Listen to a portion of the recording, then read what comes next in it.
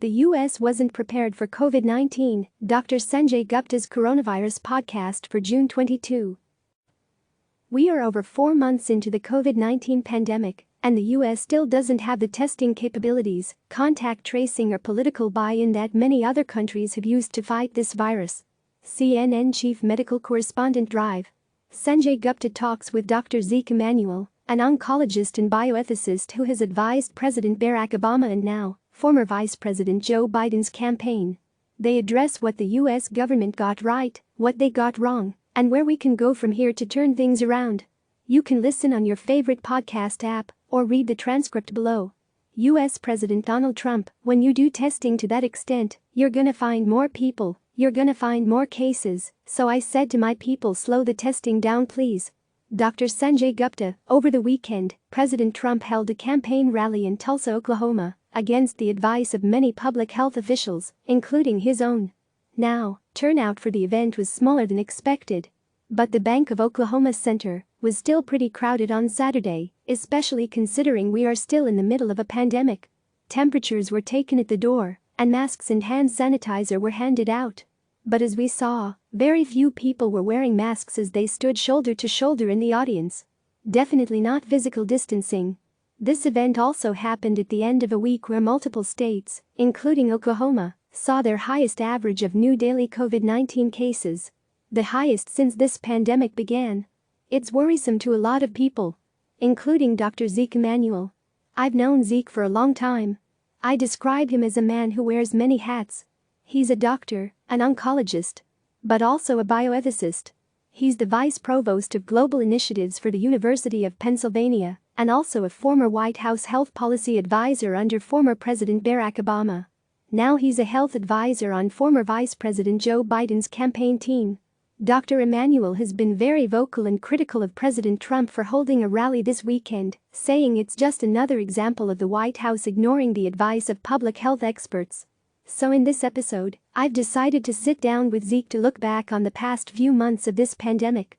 Really understand what the government's obligations were, what they got right, and what they got wrong. I think most importantly, we wanted to talk about where do we go from here? How do we turn things around? I'm Dr. Sanjay Gupta, CNN's Chief Medical Correspondent. And this is Coronavirus, Fact versus Fiction. I want to ask about masks. I find this really interesting. I was talking to Governor of New York State Andrew Cuomo yesterday and I said, what is it about masks? Why is it so contentious? And he said, look, everything's contentious. Closing down, businesses and closing down the economy was contentious. Closing down schools is contentious. Asking people to wear masks is contentious.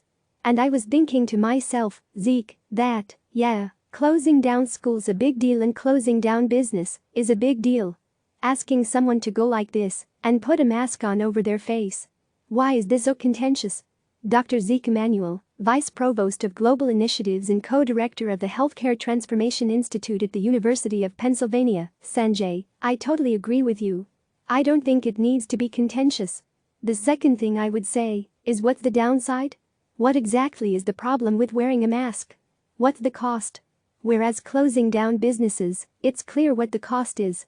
Wearing a mask, there's no cost. And I think we got it wrong.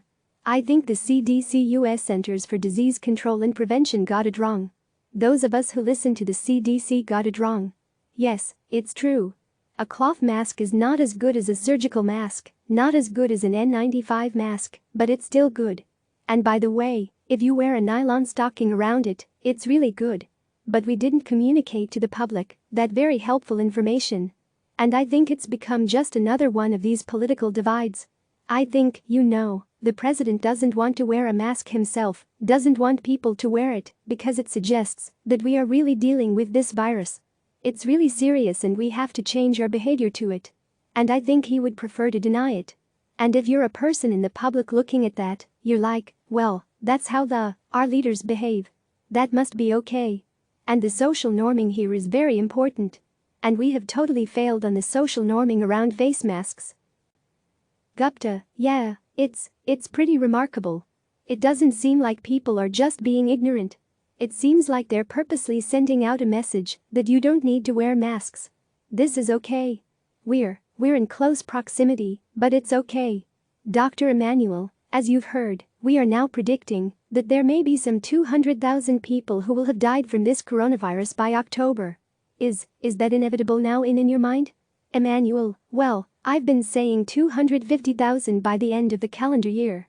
And I will say that one thing that has surprised me is that doctors and hospitals have gotten better at managing these patients. I think we've learned a lot over the last 3 or 4 months. So I think that the mortality rate is going down, but we're getting more cases. And so I do think there's something inevitable about getting to 200 or past 200,000 before the end of the year. Gupta, it's quite striking, obviously, to draw the comparison with some countries which are numbering their deaths in the hundreds or even teens. And, without sort of trying to unfairly bash on the United States, they didn't have a medicine or a vaccine, obviously, or something that we didn't have. Is it really just that people did not make decisions that needed to be made when they needed to be made? Emanuel, I think it's multiple factors. I do think political leadership, which didn't activate and take this seriously, is one problem. And when they did activate, they didn't actually activate in a very effective manner, as you can see from our testing regime. I think in Taiwan, you had 3 factors. 1. Big suspicion of China after the SARS episode. You had 2. Face masks culture, that wore the face mask, took it seriously. And 3. You had this health card they have that allows them to actually know in near real time, after a few days, why people are going to the doctor, what they're going for. And they could merge that health data with immigration and customs data to know who was traveling to China. So they could alert the healthcare system. Here's someone at high risk because of travel. Here's someone at high risk because of respiratory symptoms that tested negative for influenza. And that allowed them to jump on any cases and really isolate them, test them and isolate them very, very quickly. And that made a big difference, as you can see. Gupta, if you had been advising in the White House in January of this year, because you've done that sort of work, obviously, in the past, what would Dr. Emanuel have advised the president? Emanuel, well, I think the 3rd week of February or something, I did advise the president, and I did say to the president that you've got to do what, say, Lyndon Johnson would have done, or Franklin Roosevelt would have done, which is you create a tornado of activity that. So you've got a task force that deals with testing. You've got a task force that deals with PPE, personal protective equipment. You've got a task force that deals with ventilators. Got a task force that deals with contact tracing. And on, so that you're covering the waterfront with competent people who know how to make the bureaucracy move, can coordinate with states, can coordinate with private industry. And they created a small task force at the White House, which was supposed to do all of that. And that just was totally inadequate. And I think it would have made a huge difference. Gupta, there were a lot of people in the beginning saying, look, this is a coronavirus. We've heard that term before, SARS and MERS, not to mention a lot of common cold sort of viruses as well. With SARS and MERS, there was a lot of concern up front. But in the end, if you take SARS, for example, some 8,000 people roughly around the world became infected and some 800 people died. Very high fatality rate, but wasn't particularly a problem, certainly not in the United States. Was it not reasonable for people to be thinking, well, this will probably be like that? Why should we get so worried? Emanuel, I don't think that was unreasonable to have that hypothesis. But as you know, in medicine and in public health, you plan for the, hope for the best, but plan for the worst. And this was not planning for the worst. And we quickly passed the 8,000 cases and 800 deaths, and I think it was in the 4th week of February, the 3rd week of February worldwide. And so you should have hopped on this much earlier than what this administration did. And I would say that hopping on it is one thing, but using that time, when you're flattening the curve, to actually get in place a good testing regimen, get in place good contact tracing. We didn't do that, and we still don't have it. Gupta, I am curious again, because you're a unique person in having advised the president, even during a previous pandemic like H1N1. When public health officials make recommendations to the White House, to the president in this case, how is that information generally received? What was the atmosphere like? Emanuel, I would say the deference to science in the Obama administration was very high. We didn't win every one of the decisions. But I would say we won easily the vast majority, and we did not have a hard push sort of resistance like we don't believe you. I would say the same thing. I'm advising the Biden campaign. I would say the same thing about the Biden campaign. They come to question, can we open up our offices? What do we need to do to open up the offices? When we lay out, the scientists lay out what we think is necessary, they're pretty okay. That's what the scientists have said. There seems to be consensus on this one among our scientists. We're going to do that. And the pushback is, are you sure? Or tell us what the uncertainties are. Not, we don't believe you. Gupta, it seems to me that part of the reason I never wanted to get involved in electoral politics is because it seems like there would always be competing interests. And you just mentioned you're advising the Biden campaign now. In some ways, it obviously is a lot easier if you're not actually the president right now. You can say, I would do this. I would give money to all small businesses that have been shuttered throughout this. It's easier to say these things when you're not actually in the job. But again, you're in a unique position because you've been in the job and now you're advising someone who is running for the job. Do you think that the Biden campaign, they're listening to you, but would they implement these things, or would political interferences arise? If Vice President Biden became president? Emanuel, I actually think that they would defer to the scientists. I mean, they'd have people the economists weigh in too, because it's very relevant. But I think there's actually a confluence here. I don't think the competition is the way the Trump administration suggests it. Because all the economists I've talked to is, look, we're not going to get the economy to 95% of where it was pre-COVID unless we actually get the public health measures in place and restore consumer confidence. The public health and the economics are intimately related. You cannot solve one without solving the other. And I do think that's critical, understanding it. And I know that the Biden campaign understands that. I don't think the current administration wants to believe that. Gupta, yeah, I think it's really interesting. And I think that the timetable plays a role here as well. I mean, I guess even if you say, hey, look, I guess I understand how it would be better for the economy in the long run to stay shut down longer now. But you know what? November is 5 months away. Right?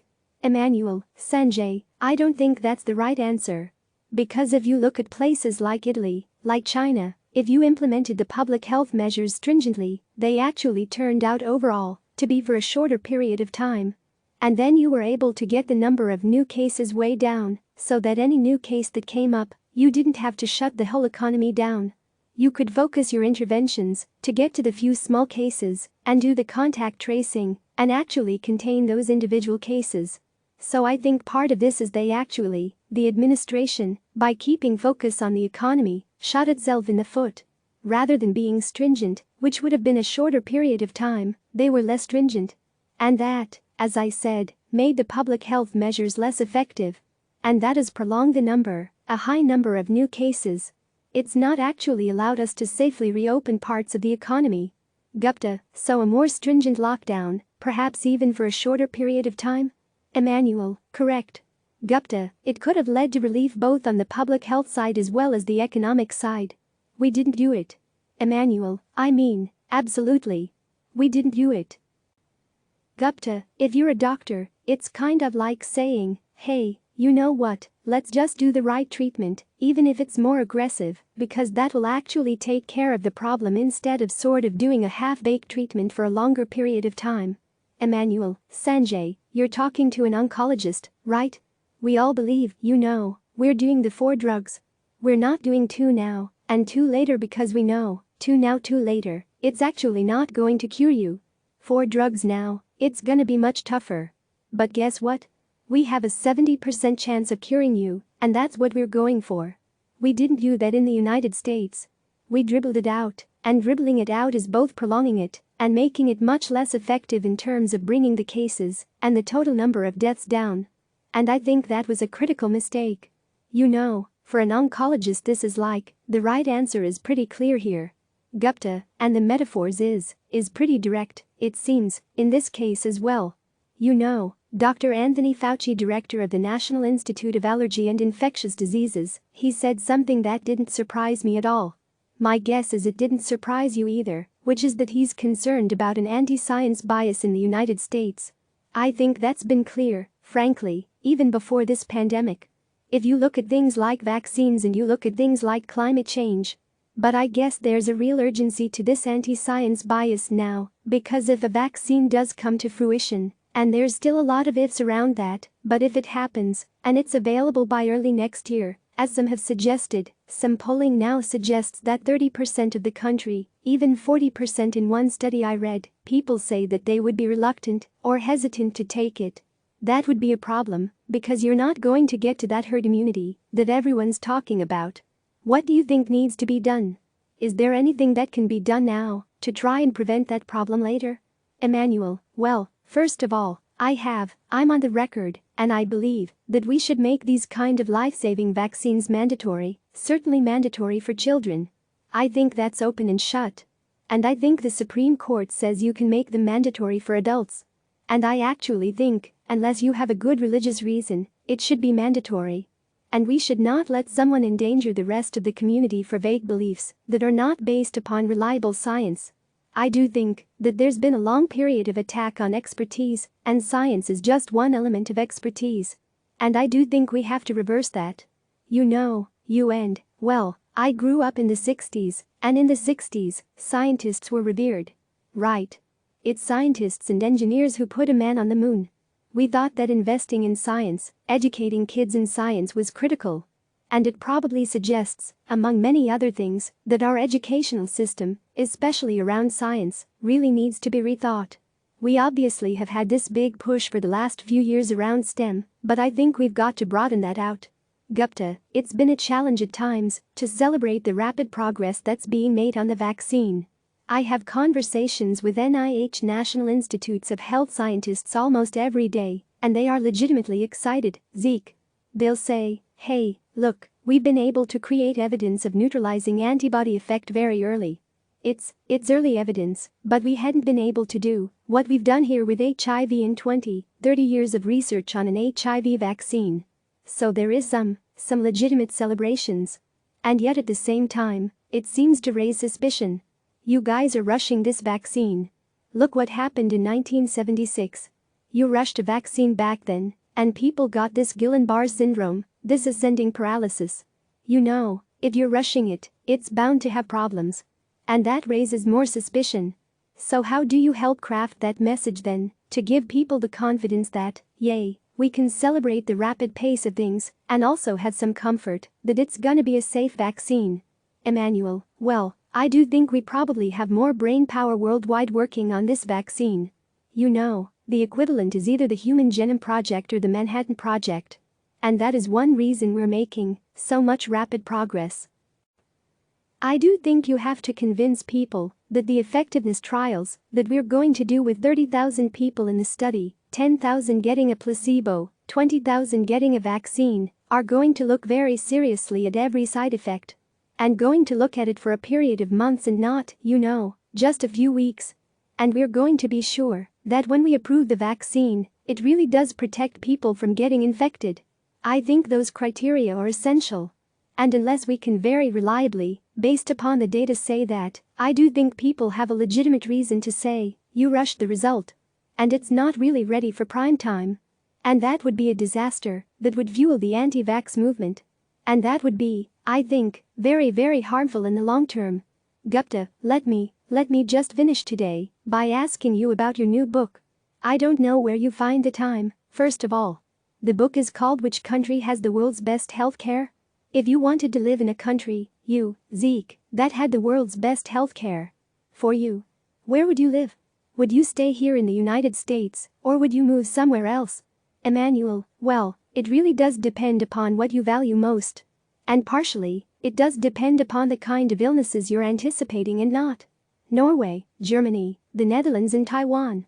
Very low cost at the point of care. Good primary care. Good choice of doctor. Low cost. There are lots of advantages. But I would say that, we should appreciate what we have in the 21st century. In 1900, the average life expectancy was in the low 40s. Now we're in the high 70s. Yes, there are problems with the system. The main problems are really exorbitant costs that are affecting every country, the United States the worst. We have a very complex and inefficient system. There's a lot we can do to improve it over time. And the main purpose of this book was to find out what are other countries doing well that we can actually adapt to our country. Gupta, I'm really glad you wrote it. I mean, I think sometimes we have a tendency to get provincial in the United States. But it doesn't mean that we can't continue to learn from places all over the world. But I really appreciate your time. Emanuel, thanks, Sanjay. This has been a great interview. Really appreciate it. Gupta, Dr. Emanuel's new book Which Country Has the World's Best Healthcare is out now. I've got to tell you, experts like Zeke have been clear about what needs to be done to end this pandemic. I think you've heard this over and over again by now. And keep in mind, as I said, all these countries that have done so well, they don't have a medicine or a vaccine or something that we don't have. We're all dealing with the same resources. We need to do more testing. We need to do more contact tracing. We need to be more diligent about physical distancing and wearing masks. But the concern is that 4.5 months into this, we still don't have the public health systems in place to implement those basic steps. As a result, more people will die. People who didn't need to die. There is hope. If you look around the world, places like Taiwan and New Zealand, they show us that defeating the virus is possible. And we also have the world's top scientists working at record pace to develop a vaccine. But we can't wait until then. Our government and all of us need to listen to the experts. We need to look at the data and we need to correct the mistakes that have already been made. It's not too late to save some lives. Lately, I have heard a lot of people say, I don't need to wear a mask, I'm not worried about getting it. I think we need to change that conversation. If you don't wear a mask because you're not afraid of getting it, then you should wear a mask because you're afraid of giving it. We all need to take care of each other. Be kind. Remember, we're all in this together. We'll be back tomorrow. Thanks for listening. If you have questions, please record them as a voice memo and email them to asksanjay@cnn.com. We might even include them in our next podcast. You can also head to cnn.com coronavirus and sign up for our daily newsletter, which features the latest updates on this fast-moving story from CNN journalists around the globe. For a full listing of episodes of Coronavirus, Fact vs. Fiction, visit the podcast's page here. Click subscribe to receive the latest news.